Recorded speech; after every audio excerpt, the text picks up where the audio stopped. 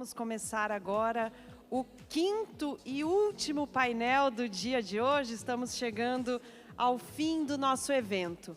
Nós vamos ter agora aqui no palco uma conversa sobre as oportunidades para a indústria da construção civil, as políticas públicas para fomento da competitividade e modernização do setor produtivo, o alinhamento da construção industrializada à agenda ESG e aos ODS e as perspectivas econômicas para o setor também serão temas discutidos aqui no palco agora. Eu convido ao palco os nossos painelistas. Felício Ramute, vice-governador do Estado de São Paulo.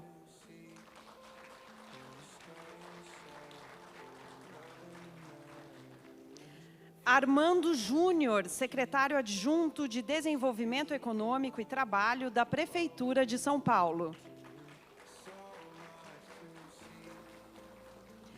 Rodrigo Navarro, presidente executivo da Abramate.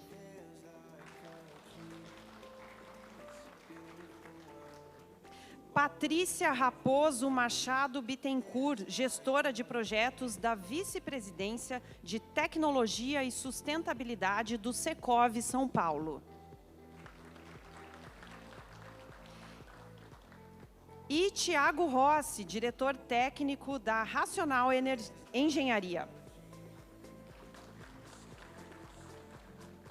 Nós também vamos contar com a presença logo mais nesse painel de Wallace Moreira Lima, secretário de Desenvolvimento Industrial, Inovação, Comércio e Serviços, do Ministério do Desenvolvimento, Indústria, Comércio e Serviços. O Wallace está a caminho do nosso evento, chega logo mais e vai se juntar a nós aqui no palco. E para fazer a mediação desse nosso último painel, eu convido ao palco Teco Medina, jornalista da CBN.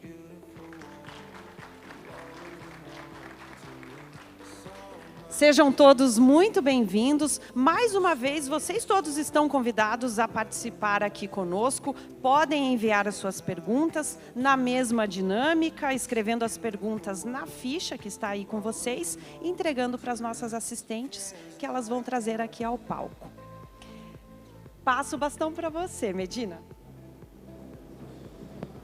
Olá, olá, muito boa tarde. Muito obrigado. Uma honra estar aqui fechando a Construmetal 2023. Temos uma responsabilidade aqui, hein, pessoal? O nível dos painéis foi altíssimo. Nos deram a honra de fechar e vamos ver se a gente fecha aqui com chave de ouro. Muito bom estar aqui de novo. Obrigado, Absem, pelo convite. Muito bom. São Paulino tem ótimas recordações desse estádio recentemente aqui. Quase chorei aqui, nossa história começou aqui outro dia, né? Então estamos aqui. E vamos falar sobre um assunto bastante interessante, né? O que vem pela frente, quais são as oportunidades, os desafios. A gente tem um monte de lição de casa para fazer, mudou o governo. Temos, enfim, uma reforma da Previdência com chance de ser aprovada, né? Quando eu nasci, a minha mãe já falava para o meu pai que semana que vem passava a reforma tributária. Eu tenho 48 anos e continua sendo no semestre que vem, mas agora eu acho que vai. E vamos conversar sobre os desafios que a gente tem. A gente tem um ambiente de negócios que a gente precisa sempre melhorar, tornar as coisas mais lógicas, desburocratizar algumas coisas, facilitar a vida de quem empreende no Brasil. Conseguir, de alguma maneira, acho que a reforma tributária vem um pouco para isso, né, para tornar as empresas mais competitivas. A gente precisa que as nossas empresas sejam competitivas. Para isso, a gente precisa de produtividade dos funcionários, a gente precisa de um monte de coisa. Então, a gente tem uma lição de casa muito grande para ser feita no Brasil. Algumas coisas, é verdade, andaram aí de uns 8, 10 anos para cá. Pouco a pouco as coisas vão acontecendo, mas toda vez que muda o governo, a gente reforça, né, pelo menos a expectativa de que alguma coisa que foi dita em campanha aconteça. Vocês que estão aí na plateia, vocês vão poder fazer perguntas ali, tem um papelzinho em algum lugar, na mochila, na mala, enfim, vocês vão poder fazer perguntas, a gente vai chamar todo mundo aqui para fazer uma fala, apresentar. Depois a gente vai fazer um rápido painel aqui, tentar tirar algumas coisas dos nossos convidados. E aí, depois, antes do coquetel de fechamento, nós abriremos para algumas perguntas de vocês. Vamos espremer aqui o pessoal que aqui é a turma de elite, ok? Então, eu queria começar convidando, a gente está tendo a honra de ter aqui o vice-governador. Toda vez que a gente vê um vice no Brasil, a gente se pergunta se semana que vem ele não é o governador, o presidente, né? Aqui o vice no Brasil tem sempre um peso muito grande, então a gente sempre presta muita atenção nos vices aqui. Mas eu queria convidar para abrir aqui o nosso quinto painel, o nosso vice-governador Felício Ramute, para a gente ouvir o que temos, o que vem pela frente, quais são as nossas oportunidades, os nossos desafios. Se você quiser falar aqui do púlpito, tudo bem. Se quiser falar daí, está tudo ótimo. Fique à vontade.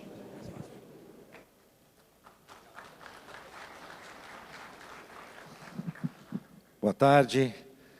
Cumprimentar a todos, em especial o Horácio, nosso presidente da ABSEM, Associação Brasileira da Construção Metálica, o Abdala, presidente da Francal Feiras, uma pequena experiência em feiras e eventos, nosso Armando de Almeida Júnior, secretário adjunto da Secretaria de Desenvolvimento Econômico e Trabalho da Prefeitura, em nome dele também, levar os cumprimentos ao nosso prefeito Ricardo Nunes, que tem feito um grande trabalho. Rodrigo Navarro, nosso presidente da Abramate, cumprimentar a Patrícia Bittencourt, gestora de projetos de sustentabilidade do Secov, nosso Tiago Rossi, gerente de novos negócios, está chegando da Racional, a vocês, empresários do ramo da construção civil, engenheiros, arquitetos, presidentes das associações, sindicatos, congressistas, senhoras e senhores. Para mim é um privilégio poder participar aqui do encerramento desse importante evento da Construmetal, para que a gente possa trazer algumas informações. Então eu vou dividir a apresentação de forma bastante rápida, mas vou dividir falando um pouquinho das ações do governo, contando um pouquinho do que o governo tem feito para facilitar a vida do empreendedor, e aí a indústria da construção civil, claro, está incluída nisso, e depois falar um pouquinho também num tema que o Teco passou aqui, acho que é importante eu dividir com vocês informações sobre a reforma tributária e como o governo do Estado de São Paulo tem trabalhado neste importante tema que vai impactar a vida de todos nós. Então, rapidamente, eu já quero, de pronto, dizer que valorizo muito o trabalho da construção metálica também, e tive a oportunidade, como ex-prefeito de São José dos Campos, fui prefeito de São José dos Campos por 2 mandatos, e lá, na pandemia, nós fizemos a primeira construção pelo poder público de um hospital com steel frame. Enquanto a gente via nas cidades a construção de aqueles hospitais de campanha que eram construídos e desmontados, o objetivo lá era deixar um legado. Em 35 dias foram construídos 3.000 metros de área total, 1.800 metros de área construída, de uma construção de altíssima qualidade, realizada pela Brasil ao Cubo, junto com a Tec Verde, que foi a empresa responsável pela obra lá do Hospital de Retaguarda, que depois foi utilizado como um hospital infantil.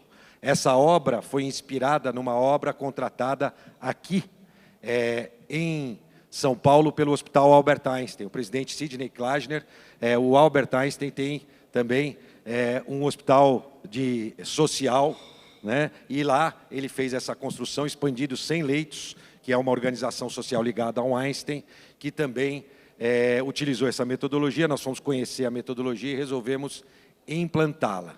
A missão do governo do Estado de São Paulo é facilitar, né, as iniciativas inovadoras, seja em que setor for. E também nós estamos fazendo a lição de casa, dentro do governo do Estado de São Paulo, para desburocratizar a administração pública. Isso envolve desde da própria CETESB, do GRAPOAB, para que a gente possa fazer com que os processos ligados, claro, à indústria da construção, com grandes expansões de empresas, possam ser feitos de forma mais célere, gerando emprego e renda. É muito claro, esse é um governo, nosso governador Tarcísio tem muito claro que se trata de um governo liberal que apoia o empreendedorismo e a livre iniciativa. Por isso, nós já publicamos vários decretos de benefícios também fiscais. Geramos, nesses primeiros meses, 300 mil novos postos de trabalho no Estado de São Paulo, é recorde nesse período, e a abertura de 200 mil novas empresas. Especificamente na área de construção civil, eu quero dividir um pouco com vocês as dificuldades da gestão pública de inovar. Inovar em todas as áreas, e na construção civil não é diferente. Aliás, né, construção civil, que é uma das últimas indústrias, né, que fabrica o seu produto dentro do cliente. Normalmente, a construção, né, de qualquer tipo de produto é feita na fábrica e levada até o seu cliente. Na construção civil, isso acontece na frente do cliente. E essas metodologias inovadoras de construção, da industrialização da construção civil, fazem toda a diferença. Agora, quais são as dificuldades? Primeiro, os marcos legais.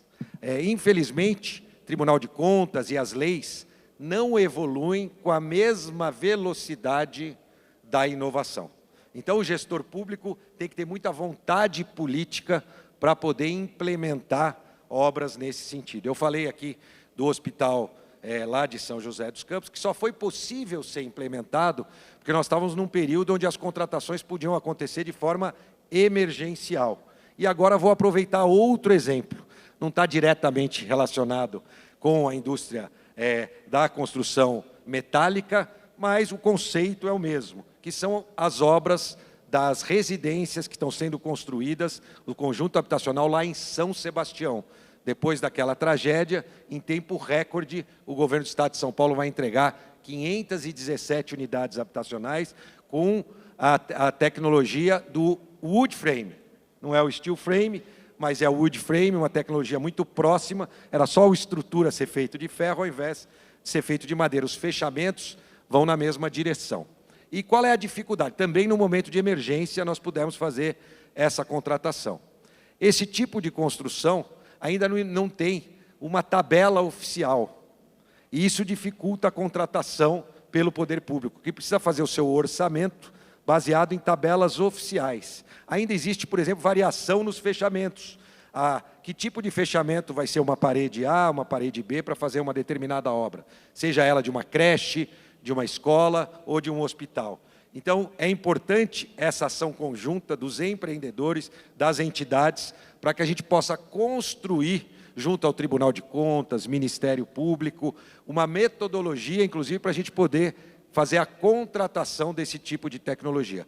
Posso aqui dividir com vocês que o governador Tarcísio está muito determinado a inovar em todas as áreas, já fez a primeira experiência em relação ao CDHU com essas unidades habitacionais, mas não quer parar por aí. Mas é importante que o setor também nos ajude a construir ou adequar os marcos legais que já existem. Eu, por exemplo, já acompanhei várias inaugurações de creches construídas, então, pelo governo do Estado, e aqui não é uma crítica às gestões passadas, é natural que assim seja, onde uma creche demorou 6 anos para ficar pronta. A criança que precisava de creche já estava bem longe da creche quando a creche ficou pronta, né? A dificuldade que a construção tradicional às vezes traz pelo o tempo que ela demora, e vocês sabem, aí você acaba contratando uma construtora, ela abandona a obra, aquela dificuldade de fazer uma nova licitação, indenizações, e a construção mais rápida, utilizando da inovação e tecnologia,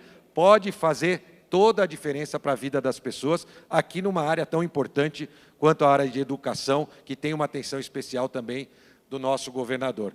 Então, o objetivo aqui da minha fala é convidá-los a construir em conjunto com o governo do Estado métodos para que a gente possa tornar a metodologia de contratação de obras com inovação e tecnologia algo que possa atender às normas, sejam das legislações de licitação, Tribunal de Contas, Ministério Público, para que isso possa ficar cada vez mais fácil para o gestor público. E o Estado pode dar o exemplo, porque aí as prefeituras, nas sequências, né, já que nós temos um Tribunal de Contas estadual, pode, então, passar a utilizar dessas mesmas metodologias de construção.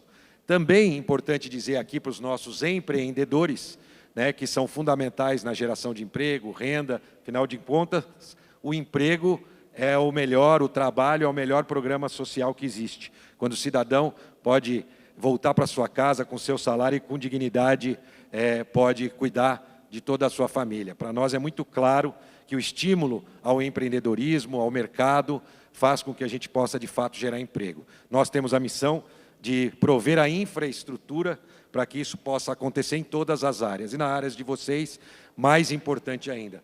Vale lembrar a presença e a importância, apesar de eu ser administrador, mas da missão dos engenheiros em tudo isso, em buscar se modernizar, e por isso que iniciativas como da Construmetal fazem toda a diferença.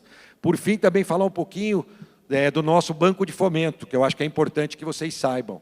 O Desenvolve São Paulo é um banco de fomento que pertence ao governo do Estado de São Paulo. E já vou trazer para vocês que existe uma grande linha de financiamento para inovação, TR+2, que dá uns 7% ao ano, um valor barato voltado para a inovação. Mas não pense que inovação é você ter que criar algo totalmente transformador e inovador. Inovação, por exemplo, pode ser a contratação do BIM para você implementar na sua empresa, para que ela possa ter projetos feitos através do BIM. Isso é uma iniciativa inovadora. Inovação é mudar um processo interno, comprar uma máquina para mudar um processo interno dentro da sua empresa, para que ela possa ser mais eficiente, produzir com mais eficiência. Isso também é considerado inovação. Então, existe uma linha de inovação no Desenvolve São Paulo, que é um banco de fomento, né, e que está disponível a vocês. Também estou à disposição, nossas equipes do Governo do Estado de São Paulo, para depois detalhar as formas de acesso a essa linha de financiamento junto ao Desenvolve São Paulo. Rapidamente, que meu tempo está acabando, falar um pouquinho também sobre a reforma tributária, né? O Governo do Estado de São Paulo tem o compromisso de ajudar na simplificação e modernização do sistema tributário nacional e do Estado. Esse é o nosso compromisso, é o compromisso do governador Tarcísio. E é isso que nós temos feito. O governador esteve em Brasília, e essa é uma característica do nosso governador, ele não foge dos problemas. Quando aconteceu a questão de São Sebastião, lá estava ele lá, com todo o seu gabinete, permaneceu lá. Na reforma tributária, a mesma coisa, foi para Brasília, ficou uma semana em Brasília, acompanhando a aprovação da reforma, da primeira etapa da reforma tributária. Ali, eu vou dividir com vocês, ele sentiu ali realmente um clima favorável à aprovação. E para usar um ditado, e ele percebeu que era o momento de vão-se os anéis, ficam-se os dedos. Então ele procurou lá salvar aquilo que era possível para o Estado de São Paulo e para o Brasil, já naquela primeira aprovação, que estava muito claro que ela iria acontecer. E teve algumas conquistas. Rapidamente eu vou dizer quais foram e por que elas correm risco agora. Por fim, dizer que a reforma tributária, de fato, será fundamental, mas nós estamos correndo um grande risco. Esse é o momento de alerta que eu faço aos empreendedores aqui, às entidades, às associações. Nós corremos um grande risco de ter uma reforma tributária das exceções e não das regras. A cada dia, novos setores querem novas isenções e pleiteiam a inclusão de isenções na reforma tributária. Não tem milagre. O resultado disso vai ser aumento da alíquota do IVA. Nós corremos um grande risco de ter uma reforma tributária das leis complementares, porque, como vocês podem ver, muita coisa ainda não está definida. Tudo se diz que será aprovado no futuro por lei complementar.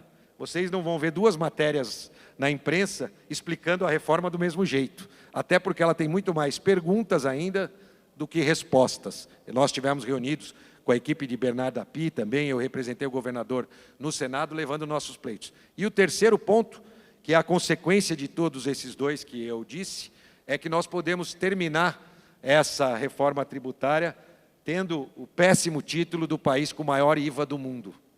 Já se fala em 30%, 28%, 29%. Então, é preciso um trabalho contínuo e o Estado de São Paulo quer contribuir construtivamente em relação à reforma tributária. Um dos temas, por exemplo, é sobre Manaus. E Manaus é uma região importante. Aliás, o Estado de São Paulo é o 21º Estado. Se fosse um país, seria o 21ª economia do mundo. Mas ainda dentro do Estado de São Paulo, nós temos desigualdades. No Brasil não é diferente. E é importante que a gente entenda as desigualdades. O desenvolvimento da Amazônia e de Manaus é fundamental. E a Zona Franca de Manaus tem que ser preservada. Mas, de que forma? Nossa proposta é que o dinheiro responsável por manter as atividades da Zona Franca de Manaus, seja injetado diretamente do Tesouro para o fundo criado agora com a reforma. Assim vai ficar transparente para o cidadão quanto custa esse incentivo para a reforma, e isso não vai ser aplicado diretamente na alíquota que vai atingir e afetar todos nós. Então, essa é uma das propostas. A proposta do Conselho também, onde existe uma votação por estados, temos lá 27 estados, 27 municípios, e a formatação inicial do Conselho é que 14 votos, então, fariam com que um tema passasse no Conselho. O governador Tarcísio, quando esteve junto com os deputados federais, conseguiu incluir um dispositivo que diz o seguinte: olha, não bastam os 14 votos. Esses 14 votos têm que representar, no mínimo, 60% da população. Foi uma forma, um gatilho ali, para poder fazer com que a votação passe a valer se ela representar 60% da população. Então, foi importante, mas também corre risco de cair, porque no Senado a gente tem o mesmo número de votos por estado e provavelmente isso vai acabar caindo ali no Senado. Então, é um momento de alerta que todos vocês devem acompanhar para que a gente possa, de fato, ter uma reforma tributária que possa melhorar o ambiente de negócios e fazer com que o nosso país, de fato, avance. O primeiro sinal é positivo, que é o sinal de simplificar, né, que já nós demos através da primeira aprovação. Agora é hora da gente, em conjunto, poder cuidar desses detalhes e criar uma reforma consistente para a gente poder avançar no ambiente de negócio do nosso país. Por fim, agradecer mais uma vez a oportunidade de trazer um pouco de informação daquilo que tem sido feito. Com certeza, nós podemos contribuir muito dentro do governo do Estado de São Paulo, com as empresas voltadas para esse setor específico, dentro do setor da construção civil. Nós nascemos dependemos dos nossos pais até para nos alimentar. Quando adultos, achamos que somos independentes. Lê do engano, somos todos interdependentes. Dependemos uns dos outros. Em políticas públicas não é diferente. É necessário uma ação conjunta do Executivo, e eu aqui representando, do Legislativo, das entidades, das empresas, do Poder Judiciário. Então, eu quero aproveitar essa oportunidade de reiterar um convite a cada um de vocês para que juntos a gente continue construindo cidades e o estado dos nossos sonhos. Obrigado e uma boa tarde a todos.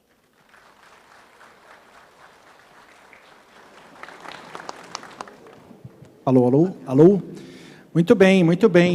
Eu achei que a gente ia lançar um desafio aqui, o que sai primeiro, a reforma tributária ou a privatização da Sabesp, mas não quero polêmicas hoje. Bom, o nosso secretário não está aqui, então, Navarro, vamos andar essa fila aqui. Queria convidar Rodrigo Navarro, presidente da Abramate, para vir ao púlpito aqui, contar as nossas ideias. Se quiser fazer daí, pode fazer também, não tem problema. Muito obrigado. Pedir essa licença aqui, acho que fica mais confortável que o nosso bate-papo. E esse tema, primeiro, boa tarde a todos, agradecendo aqui o convite, a querida Kátia convidou para estar aqui. E lá na Abramate, nós temos cerca de 50 associados com mais de 400 fábricas em todas as regiões do país. Mais de 120 dessas fábricas estão aqui em São Paulo. E que o nosso vice-governador colocou, eu acho muito pertinente, primeiro começando